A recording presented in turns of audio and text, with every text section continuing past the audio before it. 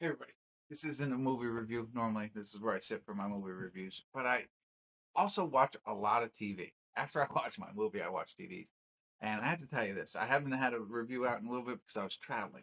And when I travel, I like to binge watch some shows. Well, something very bad is going to happen. Caught my eye. I had it on my list. I actually thought it was a movie originally, and I was going to watch it. And I was like, okay, this is great. Camilla Monroe, I don't know who she is. I like her a lot. Adam DiMarco, who's going to be in Undertone. He was also in White Lotus, or he's going to be in White Lotus. Um, Gus Binney, she plays Portia. She's awesome. The only other person, Jennifer Jason Leigh, is in it, right? So, and I'm going to talk openly, not openly about it first, but I mean, like, 'cause my sister, I think if you haven't seen it, you got to check this out. Missy, I think this is something you'd like. It is a scary horror movie. Shouldn't say scary. It's not jump scare. It's it's gory. It's a gory show, right? And 8 episodes long, and the premise essentially is this girl and her new fiance. I think they've been dating for 3 years or something like that. They're traveling out, and they go to his parents' summer home, which are very wealthy people, like paintings of them, kind of thing, and stuffed dogs and all that kind of stuff. Whatever. She goes there, and she feels something very bad is going to happen, and she's a very interesting character. That's what caught my eye first. She's not your normal everyday fiance, right? That you see in rom coms and stuff like that.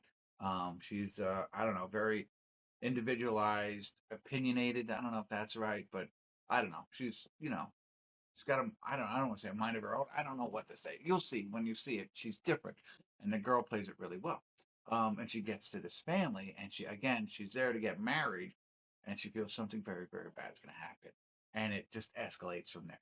And in the general sense, this movie starts out in one direction. You're caught. You're roped into this family, this rich family with these. Jennifer Jason Leigh is the mother, and I forgot the father. You'll know who he is when you see him. The brothers-in-laws, the sister-in-laws, the son. You know what I mean? All that kind of stuff. There's a whole family there, and they're different and they're weird, and she's just meeting them like for the first time. She feels like something's going to happen, and you're caught into it. It's like, wow. Meanwhile, you're learning who they are, and you're learning her background. You get character development, and it's funny because when they say that, my buddy John, he always says to me, I'd rather watch a show like multiple episodes than one movie. And I get it now. I mean, they took 8 40-minute episodes, you know what I mean? Where I'm going to watch an hour and a half to 2 hour movie. They really have time to develop these characters and situations and draw you in. And when you can do that one episode after another, it really does become interesting. And that's why I can't, I had to make this video tonight and share it with everybody because it really drew me in. And this is the way it goes.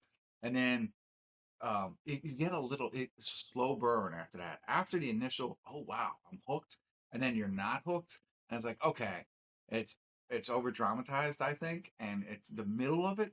Like I turned it on at the hotel. I watched as many as I could on the plane. I got to the hotel and I started watching. I was like, I'm not that interested, but I had to stick it out. And then you get to the end, and it takes this whole thing that's going on and turns it on its head. And then it's just like, wow, now you're fully engaged. It's still a little elongated, I think, at times. Um, but it puts it on its head and it's like, okay, this is totally different. I'm not sure I like it. And then it's like, I want more and I can't have more. There is no more to be had when you watch this whole thing. And so I really enjoyed it. I said it's gory. Yeah, I said all that. So you got to check it out if you haven't seen it yet, if you're into those types of movies, good character development, and good strong female lead, I think.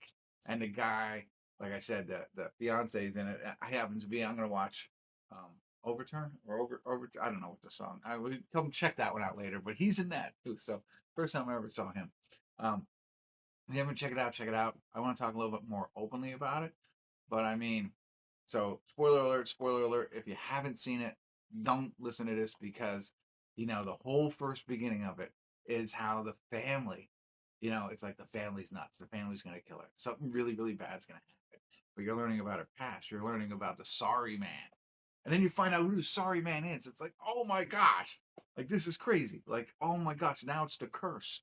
Now it comes from the curse, and then that's where that slow play comes in. It really like, oh come on, man, let's get to it. Let's see what's gonna happen. And it's more about her, and I do like her, but it's like, oh, it's a little too much melodrama, a little focus on her. I wanna expand this a little bit. I mean, And Portia was phenomenal. That girl who played that, I thought she was just the greatest. At first you don't like her, but then you love her, then you don't know how you feel about her. Oh, I don't know. You know, and then you get to the end, and at the end, I didn't even get it all. Like, I'm not sure why everything came out the way it did. I kind of figured it out now, yeah, so if you haven't seen it, right? So, yeah, obviously she switches roles with the witness. I get that, but why? Why? You know what I mean? She didn't get married on time, right? That's what happened, and therefore, or she didn't marry her soulmate. That's what happened. But why does she become? Because he was the witness for hundreds of years or whatever it was, for many, many, many years, and now they switch. I don't know why that didn't happen. I know why the other couple didn't. You know, although they allude to with Jude, I think his name, and leaving the room.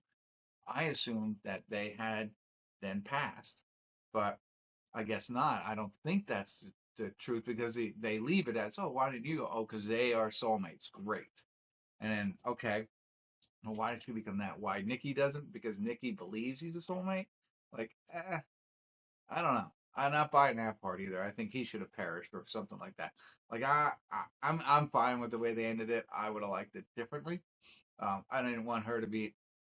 I thought it was going to be a happy ending, not in a sense that like the whole family was going to go and she was just going to ride off into the sunset. Like, I'm glad, this guy wasn't my soulmate. That would have been cool. I was down with that. That's the direction. And then he tricked her and married her, and it's like, oh my gosh, poof. And then she becomes that. Like, is that why? Because he was tricked? I mean, I think it's just great writing. I think the idea is, hey, we're going to lead you down.